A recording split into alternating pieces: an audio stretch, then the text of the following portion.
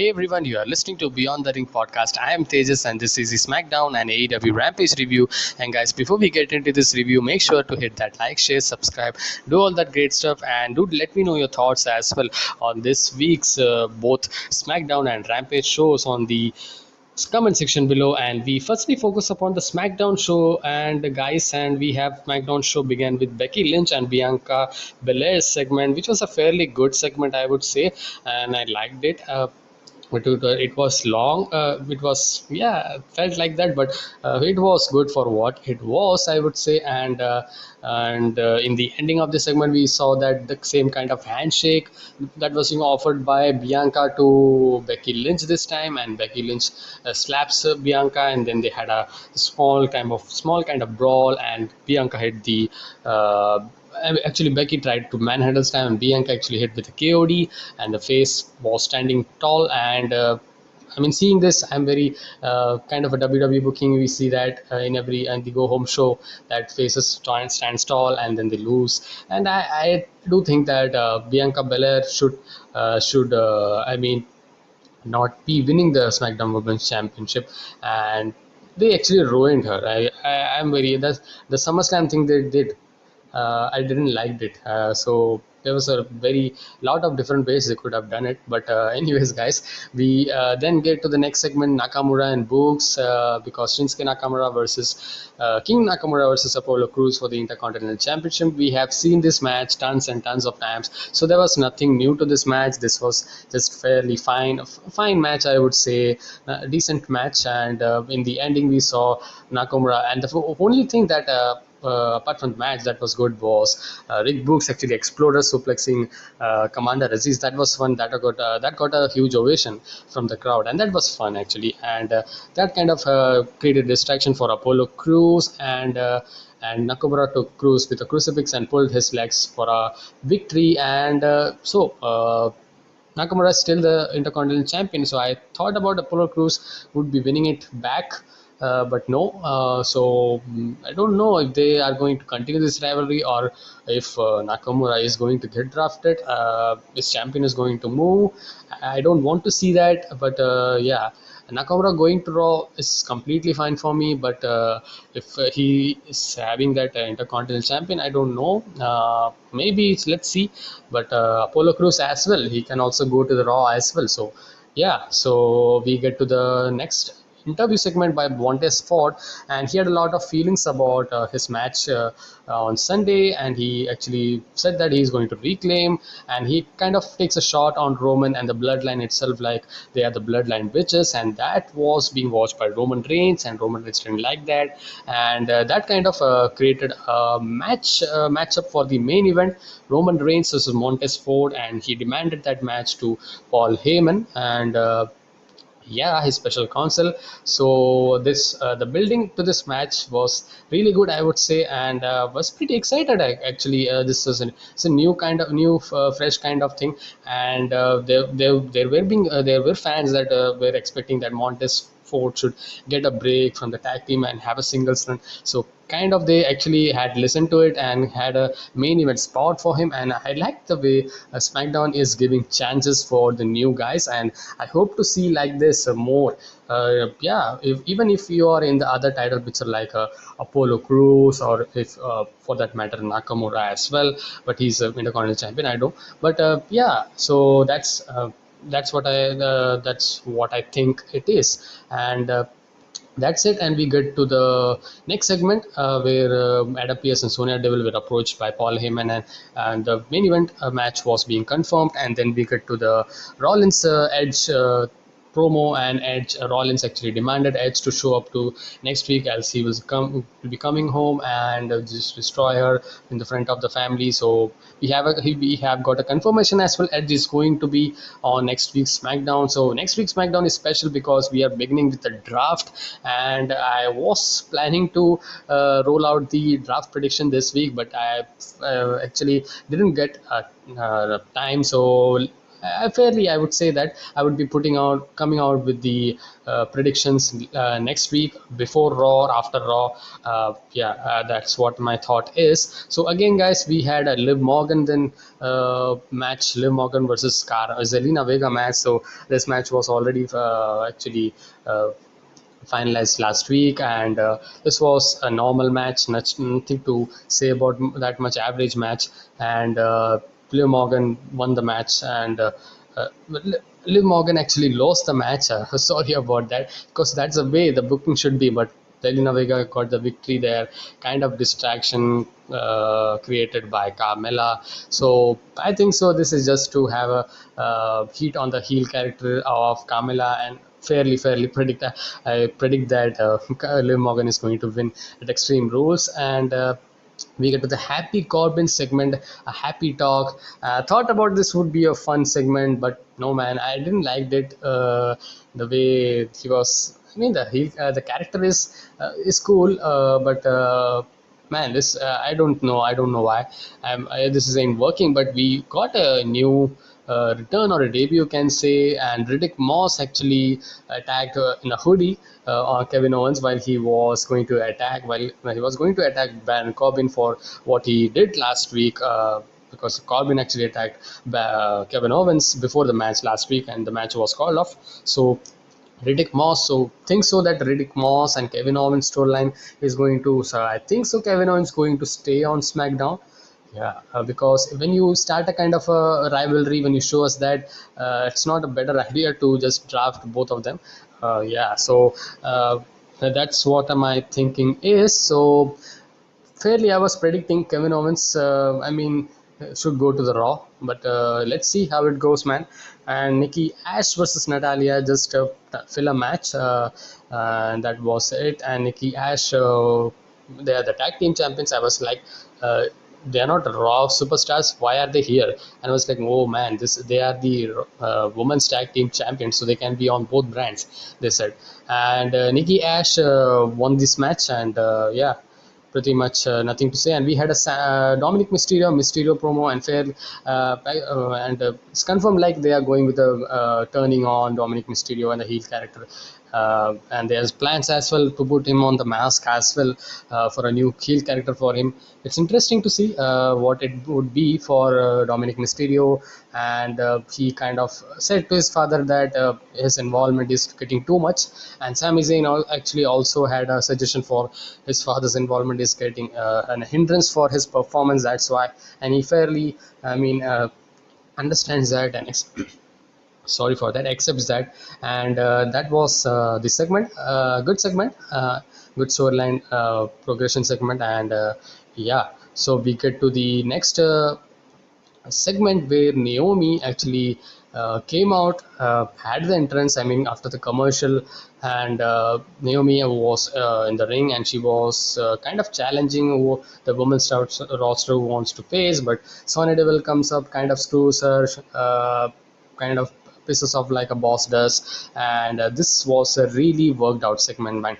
I like this.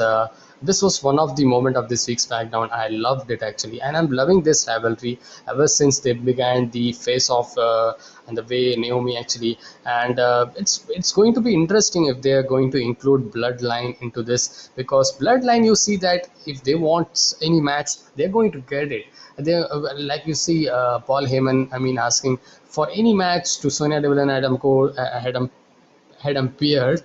Sorry for that, Adam Pearce. And Adam Pearce just gave. They both give the match. So I think so. Maybe Naomi joining the Bloodline would be kind of a perfect thing to this storyline. And yeah, and So then we can see Naomi kind of a heel turn, and when the Sonya Deville being a face. But right now it's like a heel, Sonya Deville like a boss, having a nonsense disrespect for her. And she was carried out by the securities as well.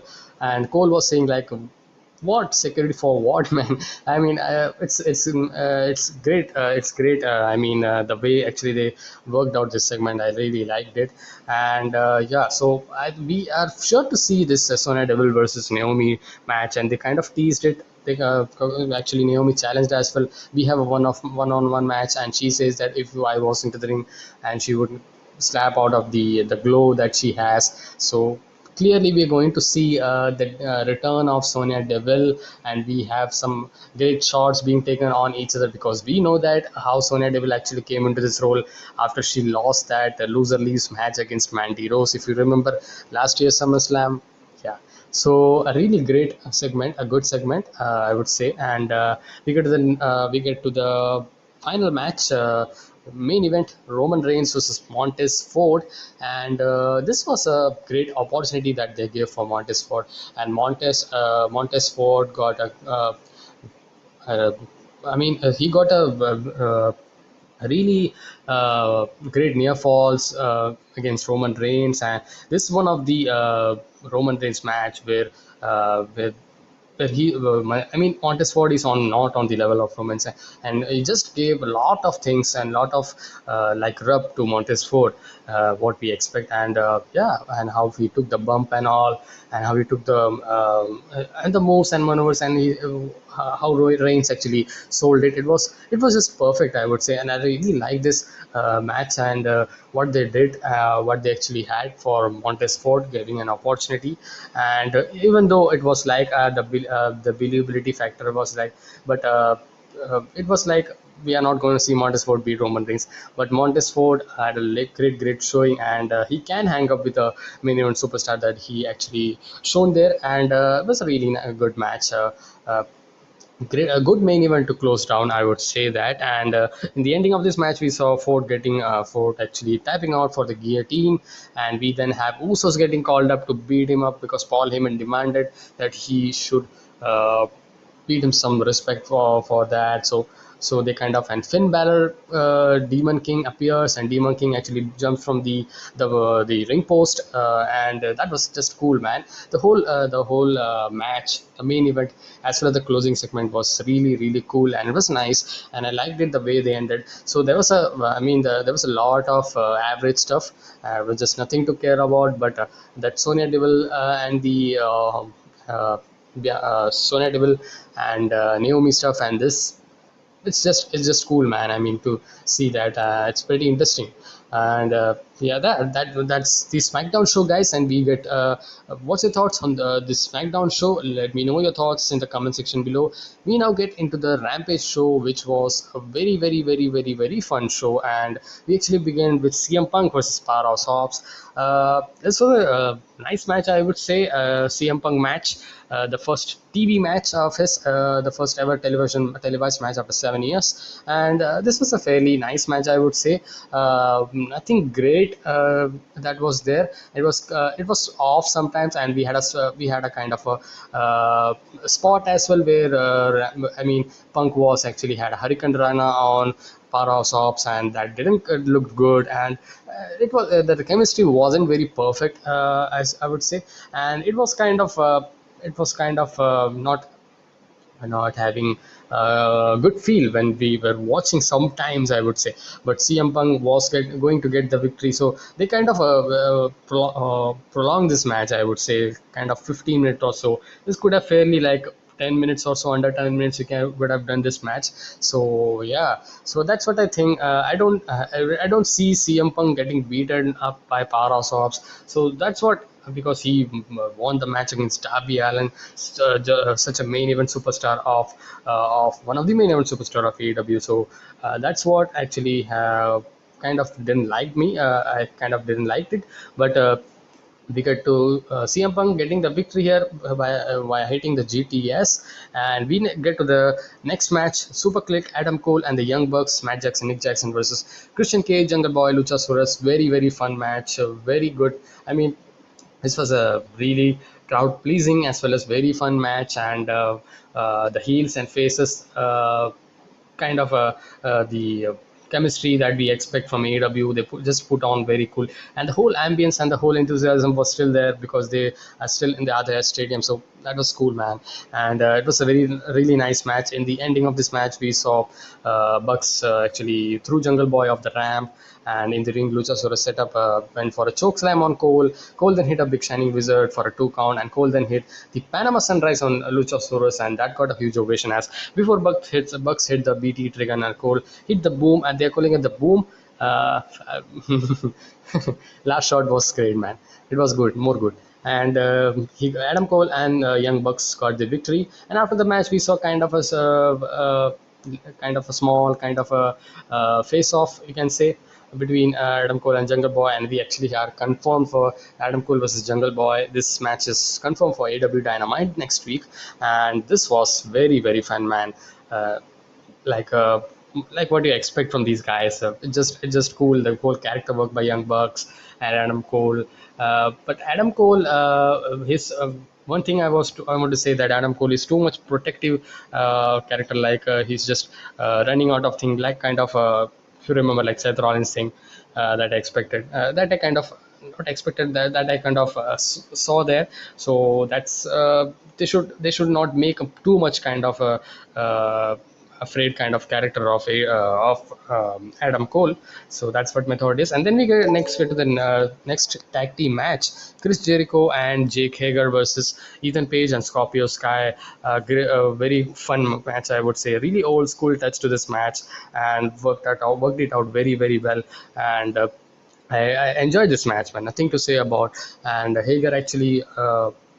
In the ending of this match, we saw Hager planted Sky and got a 2 count, and Jericho took Page out of Hager at a tough boot, and then Hager then ran the hope slam, but tried Hager's legs up, and Sky rolled up and Hager up for the win, and Ethan Page and Scorpio Sky weaseled out the weaseled and got the victory. Not the result I was expecting, but uh, having a heat on the heels, that was good. I mean, after the match, we saw Lambert's top team. I mean, a lot of MMA fighters comes up, Jorge Masvidal and all, and got a huge heat onto their faction. I'm really digging this. I mean, digging this team, this faction. Kind of, you can say, not on the level of the Diamond Mine that's NXT is doing, but this is kind of like that, and really liking this thing. And yeah, and we get to the next match: Penta Zero Midor, Santana Ortiz versus the Butcher and Blade and Private Party. And this was also very fun match, man. Very fun. I mean, the tag team matches when they were getting announced for Rampage, I was like, too much tag team matches, man. I'm not a very tag team matches like back to back. But this match was this matches were so fun, man. The whole it had a lot of it was a lot of different ambience. That's what actually created. And AEW is rocking, man. Is they're so great. And nothing much to say about. Actually, this was the match. I really enjoyed this match, and I say that. Obviously, I see that Santana Ortiz challenging better Zero Mid and Ray Phoenix for the tag team AW World Tag Team Championships. So yeah, so nothing to say. Great match. Anna Jay versus Penelope Ford. This was just a match, average match. Penelope Ford defeated Anna Jay, and Ford did Jay with the brass knuckles again. And the tag team match is actually confirmed for next week. And we get to the main event: John Moxley and Eddie Kingston versus Minoru Suzuki and Lars Sullivan. What a match this was, man! This match was so great, man. I mean, the rivalry that is between these. These four guys. I mean, it's so great, man. It's so good, and really enjoyed it to the highest. I would say to the fullest, and yeah, the way John Moxley was getting beat up, and they're just beating, man, the hell out of each other.